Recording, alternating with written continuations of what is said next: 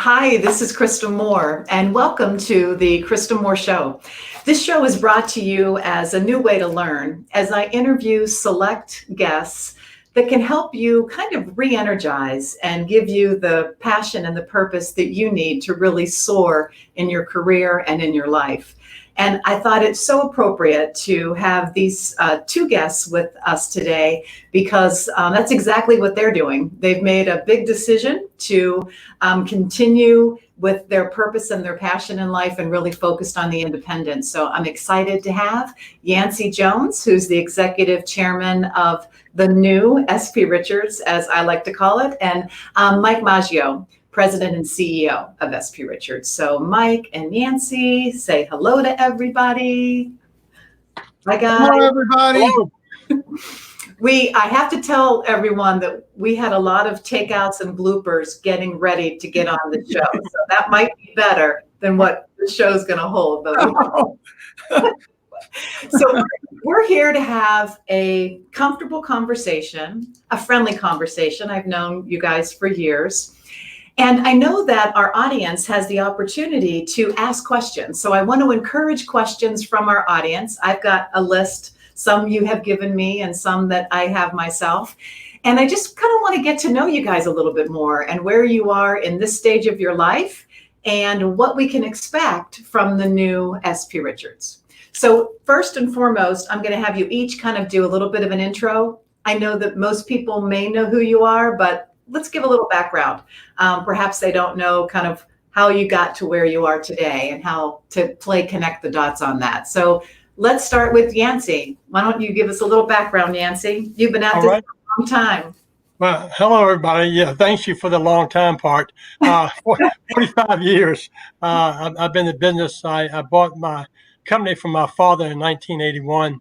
And since then have bought over 40 companies throughout Virginia, Maryland, D.C. So today, my company is run by my children and my daughter-in-law. I turned all that over to them the first of the year, ownership and everything. So they are running that business, which we grew it to be one of the largest independents in the country, about 170 million in sales. So they're taking care of that. And in the last year, Mike and I have been working very hard on this opportunity with S.P.Richards through General Parts. So, but my career has been with a dealership, growing a dealership, working with buying groups. I've formed over 3 different buying groups.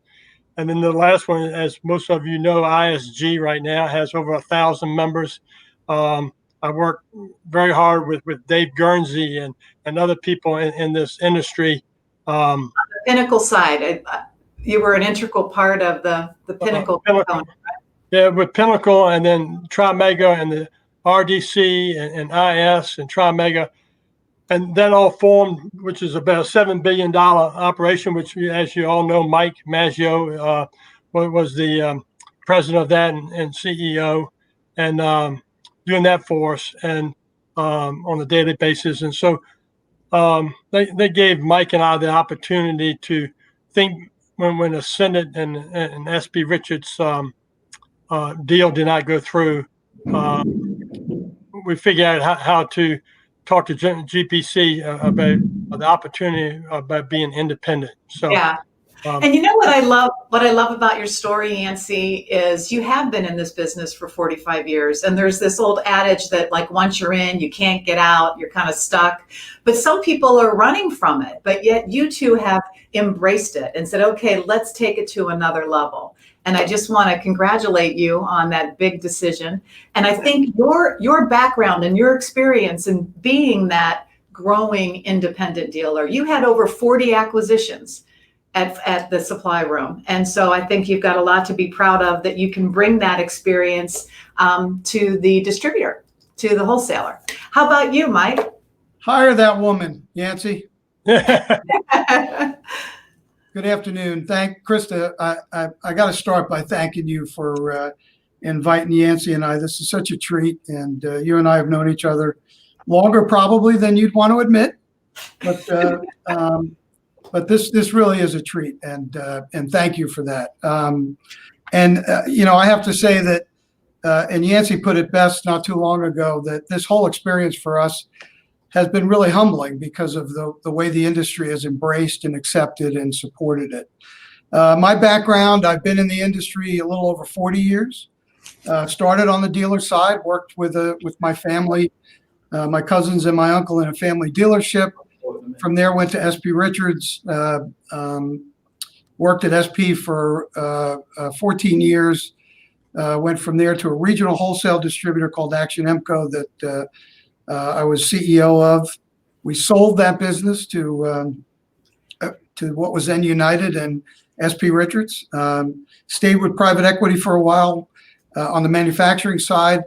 Yancey felt sorry for me and hired me for a few years. And then the Trimega opportunity became available, and I ended up at Trimega, which then, of course, we merged with ISG, and now here at S.P.Richards again. So, that's a nutshell. It's a great, great story. One of the things that I have to say on, I guess it was June 30th, right? When it was like, okay, it was a little bit of shock and awe. It was like, holy heck. Like, we knew SP was going to be acquired. We were thinking maybe it was Depot, we meaning the general public. And then I'm getting all these texts like, did you read that? Did you see that? There was a bit of surprise. And I'm sure that you felt it on your end. So I just kind of want to hear from you guys about that day. Like, it finally came to fruition. It's something that you had been working on. How did the SP leadership team take it? How did your colleagues take the news? I'm going to let you go first, boss.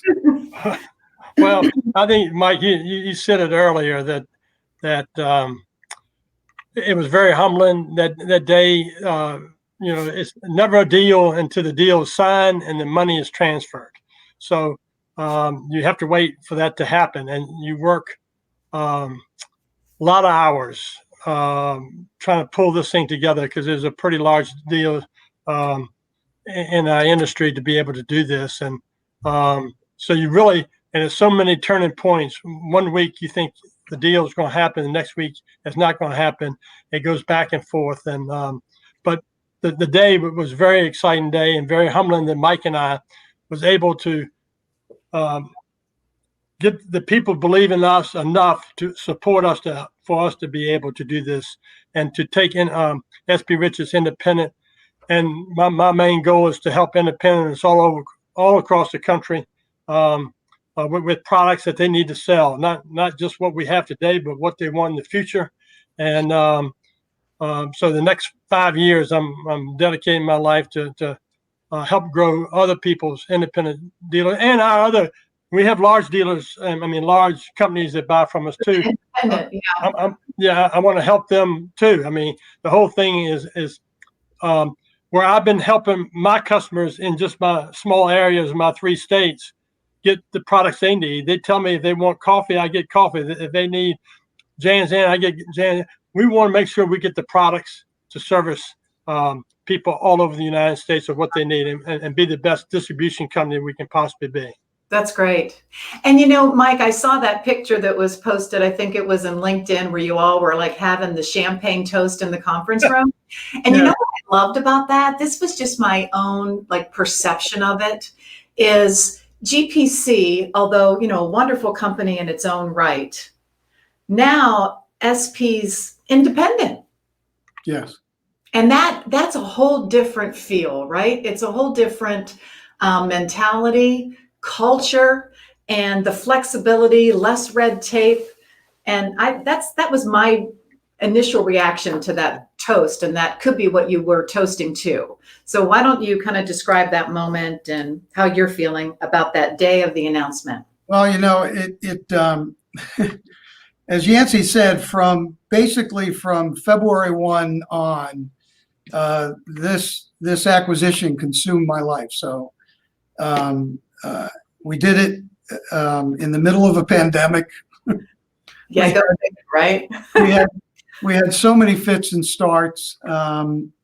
That morning, it was almost anticlimactic when we finally, when the money got transferred, because then it was ours. So it took a little while, honestly, for it to sink in, because we'd been working so hard and so back and forth. But finally, towards the end of the day, we got that whole team together, and we have a great management team, by the way. We're blessed with a really solid team. Rick Toppin was our biggest cheerleader, was a huge help to Yancey and I to get this done, as was the entire management team. So, it was as much a reward for them. For the past 2 years, they've been through this issue of, first it was Ascendant, then it was obvious that GPC was not going to keep the company forever.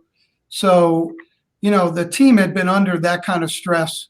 Oh, sure. It was almost a relief, right? I mean, and then a wonderful surprise relief, I think, when it came down to, that there was this group of independent investors, which really brings to my other question. A lot of people are wondering, well, who are they? Like, there's other private secret investors other than just the two of you. And are you able to share that? No. Well, we can share one. Well, why? So that's a good question. Let us explain. First of all, as you pointed out from the very beginning, we are not a public company anymore. We're privately held.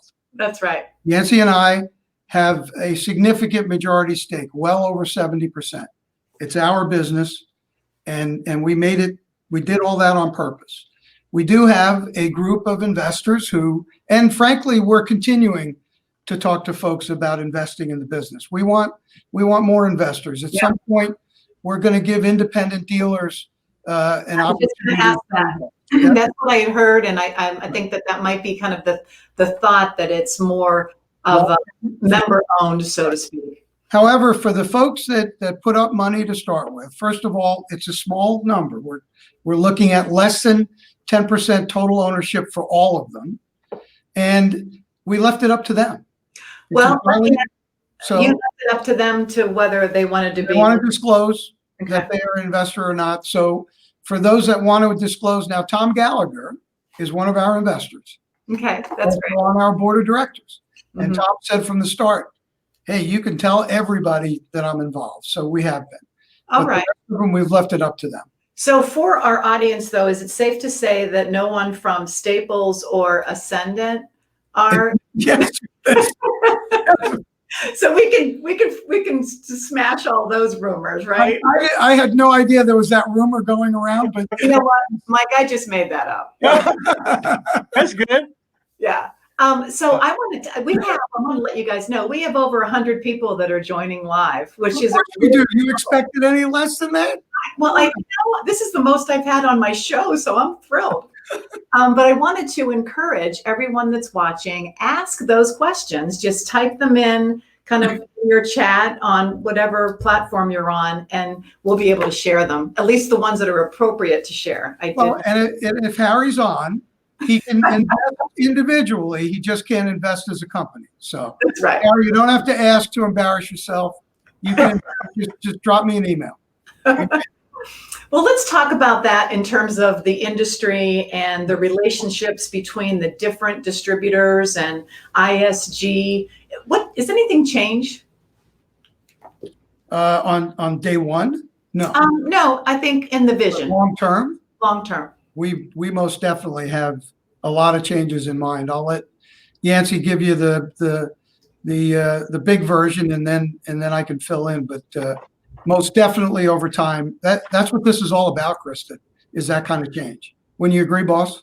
Yes. Yeah. So you want to give her there's a saying that I always say, and I appreciate it right at this time, which is if you want something to change, then you need to change, right? Yeah. So it's almost like that status quo isn't going to work anymore in a changing world. And in order to remain competitive and be at the top of your game, obviously you do need to make some changes. Yeah. What do you say? What are you going to say, Yancey?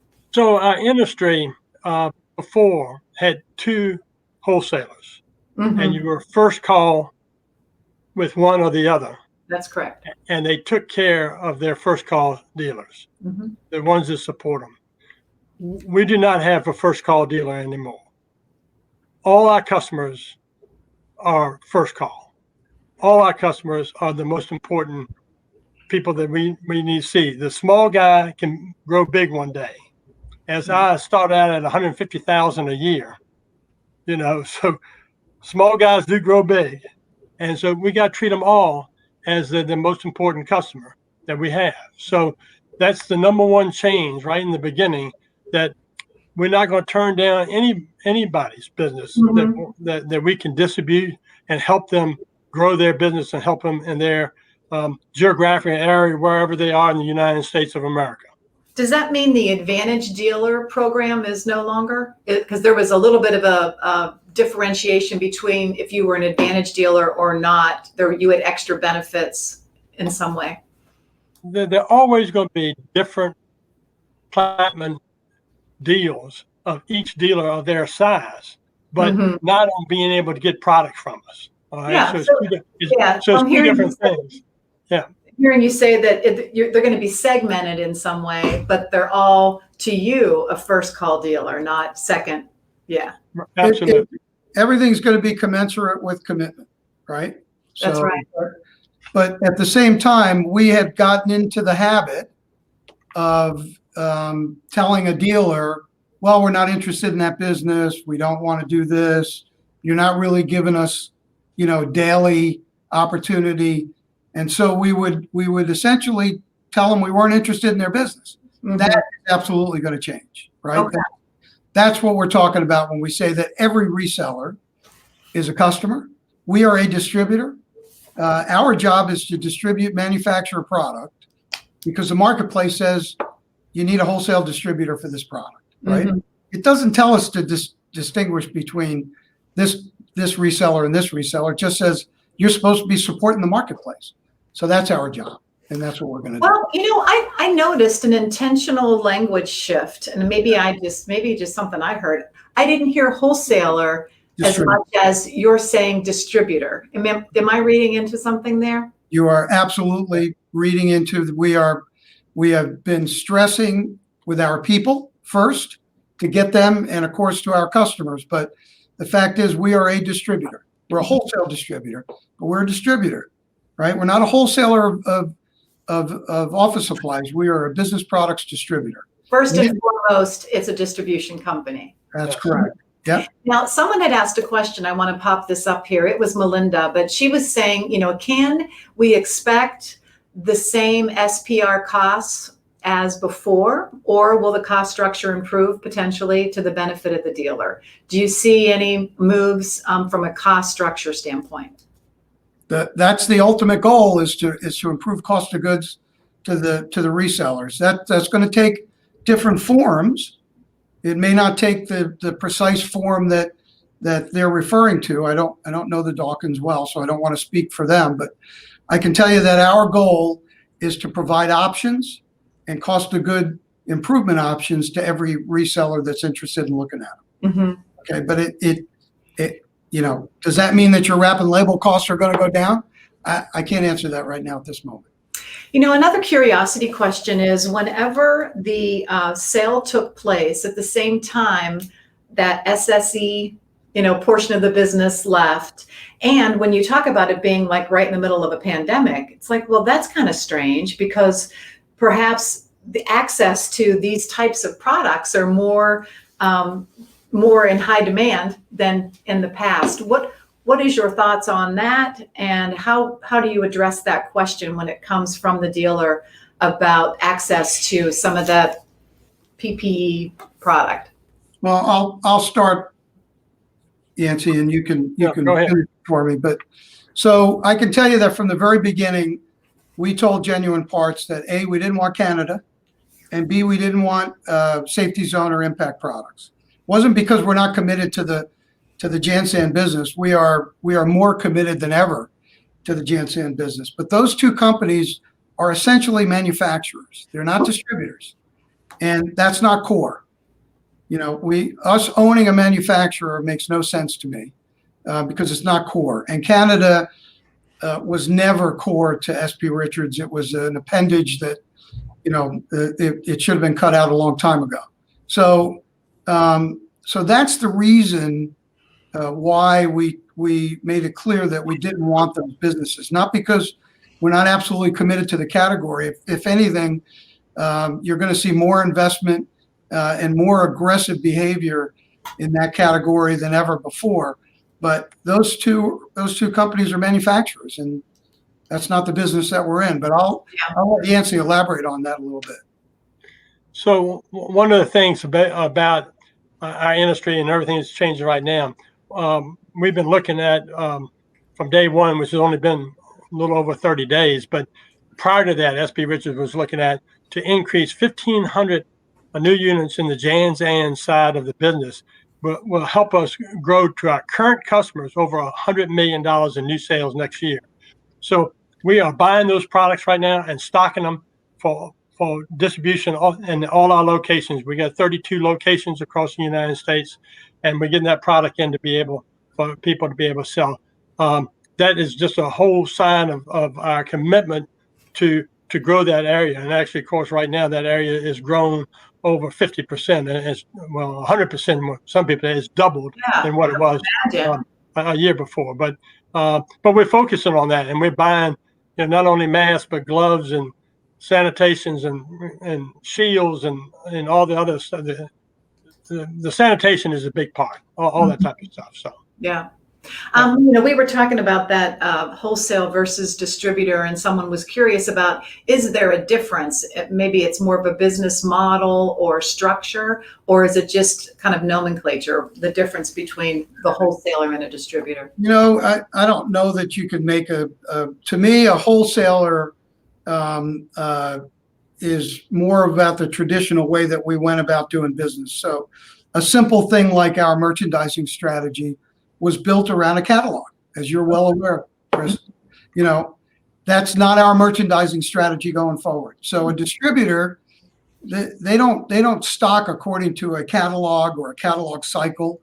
A distributor puts in the building what their customers and what the manufacturer partners tell them need to be in the building, because that's what the market is demanding. Mm-hmm. So that's the separation we've tried to create. Yes. And to do that, we've differentiated. I would suspect if you look up the dictionary version, it would probably be somewhat similar. So well, you're right, and there's probably plenty of wholesalers that aren't distributors. So this really makes it very. Just go to New York and talk to any dealer. That's all wholesalers. That's right. Well, we've got a lot of questions coming in, so we're going to go ahead and continue to take them from the audience. So. Greg is asking that he was under the impression that the SP proprietary brands were more or less exclusive to the independent channel. Is that really true today? And I think if I read in between the lines there, I'm thinking if more than 50% of your business isn't the independent dealer channel, is the SP proprietary brand available to them as well? It's available to everybody, all of our customers. Hasn't it always been? BSN for a while was exclusive to independents only. And then what was happening was independent dealers were selling it on Amazon. Mm-hmm. And what's a delicate way to put this? They were whoring it up to the point that, it was stupid to try to just keep it that way. So we ended up opening up. This was done a couple of years before Yancey and I got here, but that was the reason, is that it was all being sold all over the place anyway. Mm-hmm. So it's open to all of our resellers. Yeah. Okay. Thanks for clarifying that. Now I will add, if you don't mind. No, go ahead. We are going to be talking with ISG about opportunity and about things we can do together. And one of the ideas they floated to us was, would we be interested in supporting an ISG private brand? And our answer is, yeah, we're a distributor. We'd be happy to distribute. Oh, that's interesting, yeah. So there is that opportunity, and it may actually happen. So is Business Source growing as a brand? Up until this year, it was. Nothing's growing right now. Yeah. But yes, as a portion of our business, actually, Laurel is really the big winner there. I bet. Laurel has been but Business Source has apparently had some nice growth over the years. Yes. Yep. So with that thought of being known as the, premier distributor, will there be more DCs or less DCs? Or how do you see kind of the footprint of distribution? Well, I think we laid out for you a little bit earlier what kind of our vision was for how this company was going to treat everybody. And of course, we didn't talk much about our supplier vision, but it goes the same way, right? I want to talk about that for sure. Let's not forget though. Okay. Yeah. So, but what we did was when Yancey and I first met with the management team, which was, I don't know, Yancey, our first meeting with them was probably early June, right? Late May, early June. Yeah. We met with the entire senior team. We laid out the vision for them and we told them, this is why we're doing this. This is what we're buying the company for. You need to be comfortable with this vision because there is no exception to the vision. Mm-hmm. It's not like we're going to all sit down and create a vision and mission statement. We know precisely why we're doing what we're doing. What we also told them was strategically, we will develop a strategic plan together because that is something that the management team has to build and own, right? It's their plan just like it's ours. So what we're going to do in October is we will have our first strategic meeting with our first strategic planning session. And one of the things clearly we will be looking at is our footprint. That was a long way of saying, I don't know. That's fine. Well, and what I also heard in that answer, Mike, is that you've got a fabulous leadership team and they need to take and be a part of this vision and to carry it forward. So it's okay to not know, right? Well, but the other side is where the sales come in. We will add square footage to buildings. We will add product. So it's really where our growth is going to be determines how many new DCs that we're going to put out there, and the old ones we have. Do we need to double the size, of them? So it's so many different moving pieces with that. But we're going to support our customers whatever it takes to support them where they are. Yep. And Melissa Ball's asking, do you anticipate distributing to end users? Do you see that? So I'm assuming. So of course we distribute to end users all the time as a drop ship process through our resellers, right? So I'm assuming Melissa's asking, are we going to go direct? The answer is emphatically no, never, ever. Not in our plans. We're a distributor. We're going to stay a distributor. We sell to resellers. Have no intention to sell to anybody else. Yeah.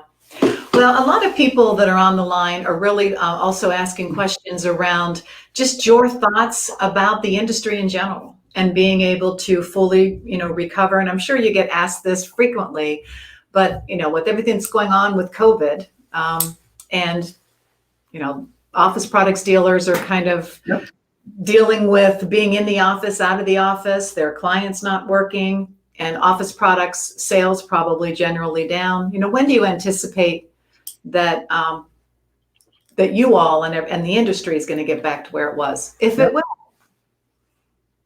I think that's yours, Yance. Well, we hope so. You logged that one over.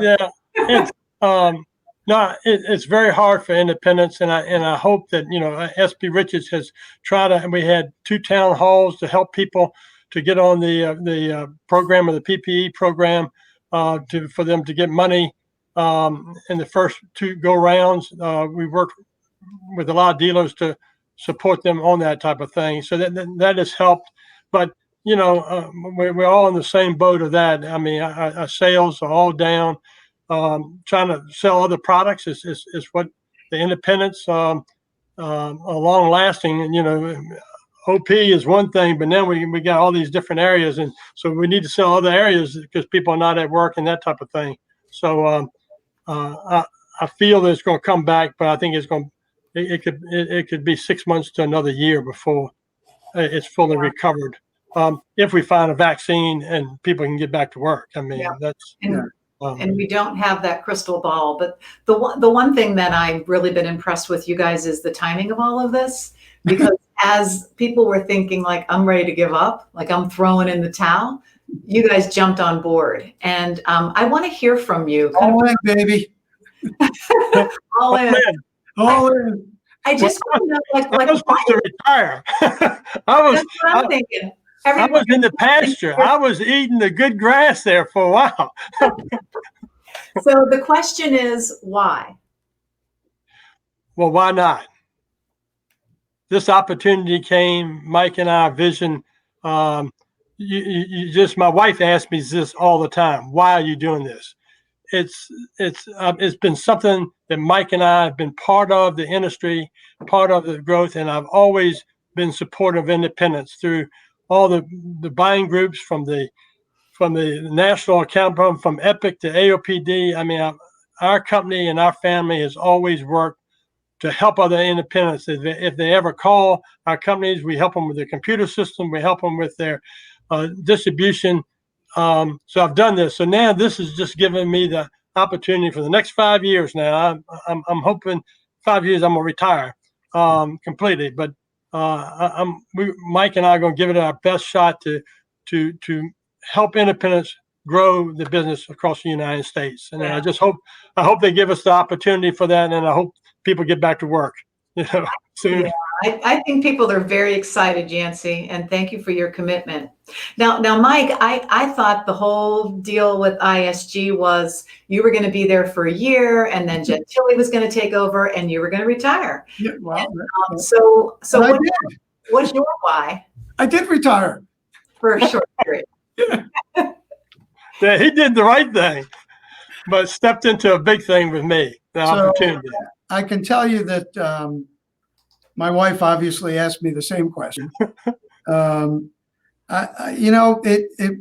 question's been asked of both of us so many times now, and the answer always seems trite, but it's not. I believe, first of all, I believe firmly in the industry, in the entire industry. I think it's an incredible industry. It's been really good to me and my family, and I believe that this industry needs an independent wholesale distributor, because wholesale distribution for our industry has always been critical. There isn't a dealer, no matter what they do, whether they're an e-tailer, it doesn't matter. Their reliance on wholesale distribution is critical. And to think that we could possibly end up with no independent wholesale distributors was something that bothered me on a personal level.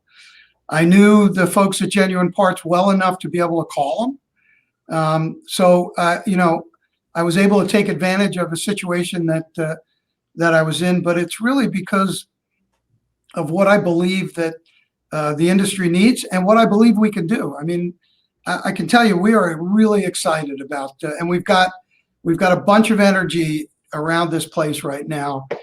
Because our senior team is starting to understand the energy and the excitement of making decisions, moving forward, going after business aggressively, and not sitting on our hands. So I'm just imagining walking into that building, and I haven't been to the new Taj Mahal, but the energy level as you're describing it, I could just feel a difference in the culture and the sense of urgency and the excitement around the industry. So that makes me think about just culture in general and what the two of you will be able to bring as leaders.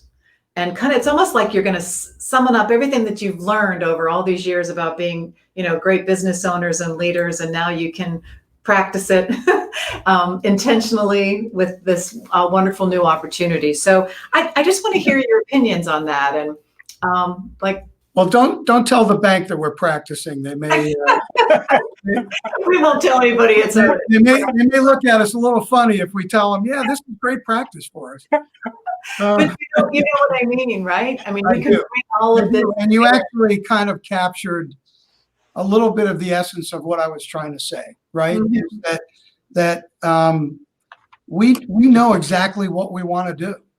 I mean, and we kind of know exactly how we want to do it. And we have the unique opportunity and the strength of a very big company and a very good company to do it. And that's what we're going to do. That's why we're here. I'll leave it at that. Awesome. Yeah. Well, we have a few more minutes. We like to kind of wrap up our show within 30 minutes. And Jim's saying, bless you both for taking the bull by the horns. Looking forward to the future with SPR. Jim, you couldn't have said it better. I think that a lot of people are feeling the same way. Yeah. Help us hold on, Jim. Help us hold on to that bull. Yeah. Yeah. No, that's awesome. Any final words? Anything you want to say to the audience today?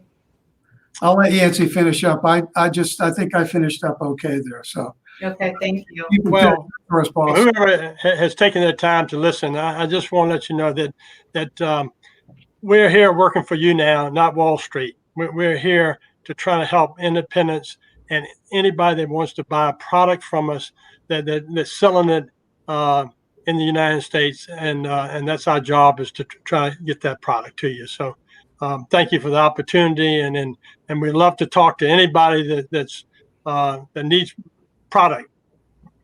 Yeah. Let's see if we can get it for you. Always ask for the order. Yeah. All right. Well, hey, we're going to wrap it up, guys. I'm glad that you accepted my offer to come on the show. I think that everyone wanted to hear from you personally and congratulate you as well on this big opportunity. You know, one thing that I'm passionate about is being able to inspire others to be their best and to take that, bull by the horn. And you all are a great example of that. So I think you've definitely given all of us some inspiration that even at your age, still, give it your all. That's it. I'm going to tell everybody how long you've known me now. That's right. We're going to keep that quiet. You stepped over the line there. No, hey guys, when you've got passion and you have strategy, amazing things happen. So we're all looking forward to that with S.P.Richards. So thanks again, guys, and we will talk to you soon. Thank Thank you very much. Yeah. Have a great day. Thank you, everyone. See you. And